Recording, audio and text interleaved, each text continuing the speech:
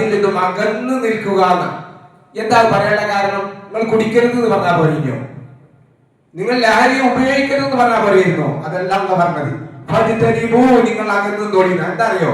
ഇതെങ്ങാനും സാമ്പിളിൽ ഒന്ന് നമ്മൾ രുചിച്ചു നോക്കിയാൽ, ചെറുപ്പക്കാരിലൊക്കെ പലപ്പോഴും ഉണ്ടാകുന്ന ഒരു ജിജ്ഞാസയുണ്ട്. നമ്മൾ എന്തിനും ഒരു എടുത്തുചാട്ടുണ്ടാവുമല്ലോ, എന്താ ഒരു പ്രാവശ്യം നോക്കിയാൽ.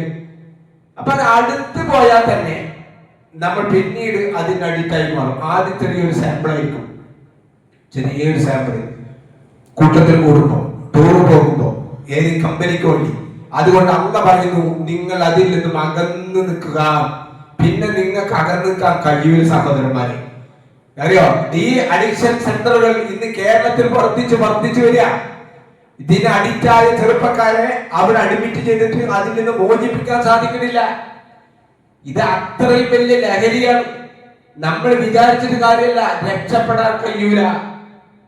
അത്രയാണ് നീരാളി പിടിച്ച മാതിരിയാ. പിന്നെ അതിന് രക്ഷപ്പെടാൻ കഴിയൂല നമുക്ക്.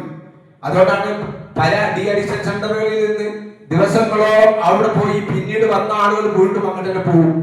എന്നെ ടെൻഡൻസി, ഞാൻ അത്രയും ലഹരി അവന്റെ സിരകളിൽ ഒഴുകുകയാണ്. അതുകൊണ്ടാണ് അള്ളാഹ് പറഞ്ഞത്, നിങ്ങൾ അകന്നു നിന്നോളി. എന്റെ ചെറുപ്പക്കാരോട്, എന്റെ ചെറുപ്പക്കാരികളോട്, സഹോദരന്മാരോട്, കുട്ടികളോട് ഒരു ഉപദേശമായി നിങ്ങൾ സ്വീകരിക്കുക.